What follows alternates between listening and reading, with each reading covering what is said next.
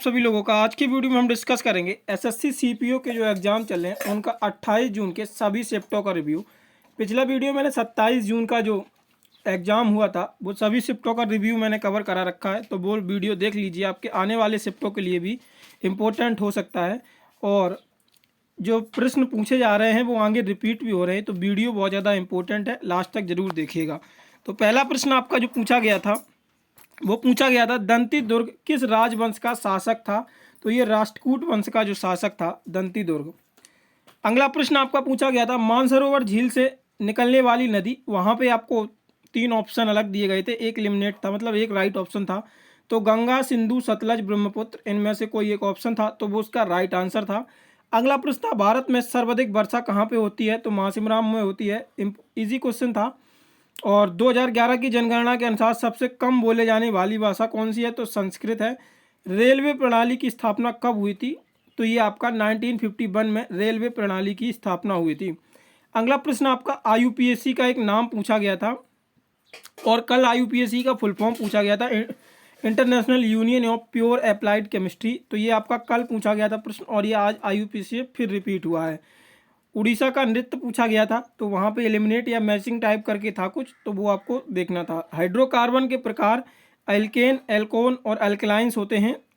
अनुच्छेद 48A पूछा गया था, पर्यावरण रक्षा तथा वनजीव। ये आपका कल भी रिपीट हुआ था 48A, और आज भी आपका जो 28 जून को एग्जाम था ये फर्स्ट शिफ्ट का, उसमें भी ये प्रश्न पूछा गया था। कथक नृत्यांगना के लिए 2022 के पुरस्कार, तो ये पद्मश्री दिया गया था। अगला प्रश्न आपका जो है वो है, ए सूटेबल बॉय, तो ये बुक किसकी है? तो ये है विक्रम सेठ की। अगला पूछा गया था, झील से निकलने वाली नदी, राकस झील से निकलने वाली नदी कौन सी है? तो ये सतलज नदी है। ओलंपिक में पहली बार महिलाओं ने भाग कब लिया था? तो 1900 में ओलंपिक ने महिलाओं ने पहली बार भाग लिया था। रमजान के अंत में कौन सा पर्व मनाया जाता है? ईद उल फितर मनाया जाता है। जो इम्पोर्टेंट फेस्टिवल्स और पर्व हैं वो आप लोग जरूर देख लीजिएगा, क्योंकि कल शिवरात्रि का भी पूछा गया था और दीपावली किस माह में मनाई जाती है, तो ये दोनों पूछे गए थे। और आज की जो पहली शिफ्ट हुई थी ना 28 जून की, उसमें ये ईद उल फितर पूछा गया था। और सेकेंड शिफ्ट का भी अभी रिव्यू करेंगे तो उसमें भी पर्व जरूर पूछे जा रहे हैं। तो इम्पोर्टेंट इनके मंथ्स और इनके ये कितने दिन तक चलते हैं और ये कब से कब तक चलते हैं, तो ये जरूर आप लोग देख के जाइएगा एक बार। विधानसभा के सदस्यों की योग्यता वहाँ पे पूछा गया था। भूपेन हजारिका को भारत रत्न कब दिया गया था? तो 2019 में भूपेन हजारिका को भारत रत्न दिया गया था। तेलेबुल परियोजना किस राज्य की है? तो ये जम्मू कश्मीर से संबंधित है। बुलर झील कहाँ पे स्थित है? जम्मू कश्मीर में। अगला प्रश्न आपका पूछा गया था, रुक्मणी देवी किस नृत्य से संबंधित है? तो रुक्मणी देवी सिंह अरुण मंडेल, इनका भरतनाट्यम से संबंध है। अगला प्रश्न है, आरबीआई की मौद्रिक नीति से एक प्रश्न पूछा गया था। अब देखते हैं अगला प्रश्न था आपका, गुलामगिरी पुस्तक के लेखक कौन है? तो जो महात्मा ज्योतिबा फुले थे वो गुलामगिरी पुस्तक के लेखक थे। भारतीय राष्ट्रीय कांग्रेस के 1886 के अधिवेशन के अध्यक्ष कौन थे? तो जो भारतीय राष्ट्रीय कांग्रेस का 1886 का अधिवेशन हुआ था वो दादा भाई नौरोजी ने इसकी अध्यक्षता की थी। राष्ट्रपति आपातकाल की प्रथम कितने माह तक चला था? जो पहली बार राष्ट्रपति ने आपातकाल लगाया था वो कितने माह तक चला था? तो ये 21 माह तक ये आपातकाल चला था।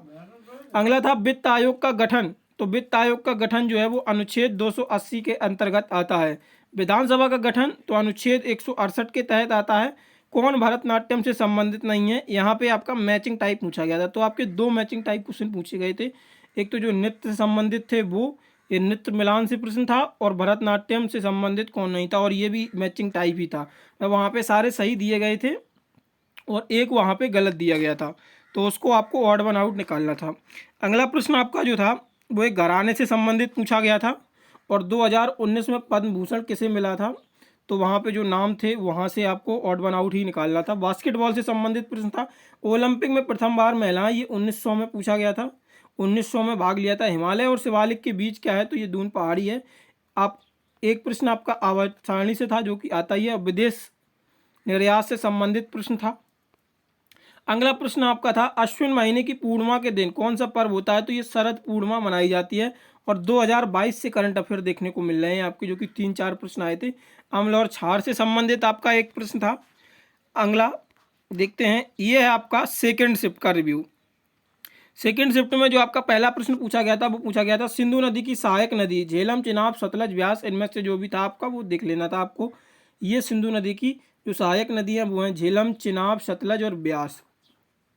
अगला प्रश्न आपका था भारत के सर्वोच्च न्यायालय में अधिकतम न्यायाधीश कितने हैं? तो 34 हैं। पटियाला घराना के संस्थापक कौन है? तो ये मियां कल्लू हैं। 2028 में ओलंपिक खेलों की मेजबानी कहाँ पे? तो लॉस एंजल्स यूएसए में। और जो 2032 में होगा तो वो ब्रिस्बेन ऑस्ट्रेलिया में की जाएगी।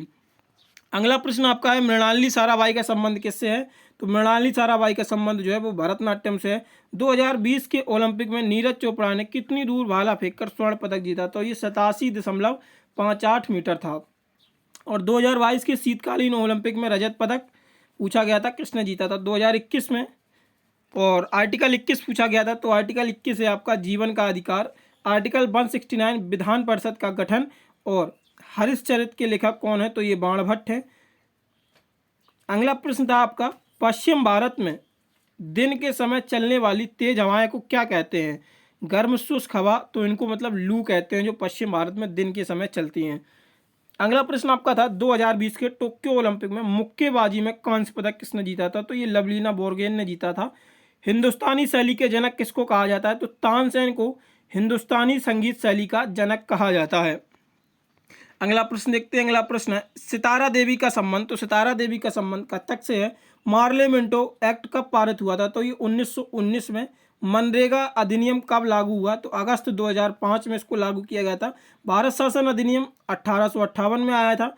किराना घराना के संस्थापक कौन है? तो अब्दुल करीम खां और अब्दुल वाहिद खां। PMRY PM रोजगार योजना कब शुरू हुई? तो ये 1993 में PM रोजगार योजना शुरू की। कृष्णदेव राय कौन सा मंदिर बनवाया था? तो विट्ठल स्वामी मंदिर और हजारा का मंदिर कृष्णदेव राय के द्वारा बनवाया गया था। कथक रानी किसको कहा जाता है? तो सितारा देवी को जो है वो कथक रानी कहा जाता है। देखो सितारा देवी से एक शिफ्ट में ही दो प्रश्न पूछ लिए गए। एक तो पूछा गया था सितारा देवी का संबंध किससे है, और एक पूछा गया था कि कथक रानी किसको कहा जाता है। तो वो सितारा देवी को कथक रानी कहा जाता है क्योंकि ये कथक से संबंधित है। तो दो प्रश्न आपको यहाँ से सिर्फ एक से ही एक जो डांसर है कथक की सितारा देवी, उनसे देखने को मिले थे आपको। और आर्टिकल 164 से के दो क्लॉज से पूछा गया था। तो राज्य मंत्रिपरिषद राज्य की विधानसभा के सामने सामूहिक रूप से जवाबदेह हैं। तो ग्राइमस पुस्तक के लेखक कौन है? तो सलमान रुश्दी हैं। चोल वंश से संबंधित प्रश्न था। गुलामगिरी पुस्तक, ये आपका फिर से रिपीट हो गया है। ये प्रश्न मैं ऊपर दिखवा चुका हूँ, ये यहाँ से देखिएगा। 2011 के जनगणना के अनुसार सबसे कम बोले जाने वाली भाषा संस्कृत। ये रिपीट प्रश्न हुआ था आपका। जीसस क्रिस्ट का जन्मदिन किस रूप में मनाया जाता है? तो क्रिसमस के रूप में मनाया जाता है। किस राष्ट्रकूट शासक वंश ने रामेश्वर में विजय स्तंभ स्थापित किया था? तो कृष्णदेव राय तृतीय ने इसको स्थापित किया था। सर्वाधिक बाजरा उत्पादन वाला राज्य कौन सा है? तो ये राजस्थान है। 74वें गणतंत्र दिवस पर मुख्य अतिथि कौन था? तो अब्दुल फतेह अल सीसी जो कि मिस्र के राष्ट्रपति हैं ये थे। और जंगू जातिगत संघ वर्गीकरण पूछा गया था। जंतु जगत का संघ वर्गीकरण पूछा गया था। किसकी संरचना कार्बन श्रृंखला से नहीं है? कार्बन की संख्या में यौगिक और आईयूपीएसी नाम। आईयूपीएसी हर बार आ रहा है, आपको देख लेना है, जरूर इंपॉर्टेंट है। एक प्रश्न आपको जरूर मिलेगा हर शिफ्ट में आईयूपीएसी से। कौन सी कोशिकाओं को प्रोकैरियोटिक और यूकैरियोटिक दोनों होती हैं? तो कोशिका बिल्ली और राइबोसोम्स, ये प्रोकैरियोटिक और यूकैरियोटिक दोनों होते हैं। ऊष्मा हस्तांतरण का सिद्धांत तो जीन बैसिस्ट फ्यूअर ने दिया था। मानव पाचन तंत्र के अंगों का क्रम यहाँ पे पूछा गया था, तो आपको उनको क्रम में लगाना था। ये आपके थे 28 जून के फर्स्ट और सेकंड शिफ्ट के रिव्यू। थर्ड शिफ्ट के प्रश्न थोड़ा लेट हो गए थे मिलने में, तो इस वजह से मैंने वीडियो नहीं बनाया है। बाकी जो कल 29 जून का वो रिव्यू बनाएंगे तो उसमें थर्ड शिफ्ट के 28 जून के प्रश्न कवर करा देंगे।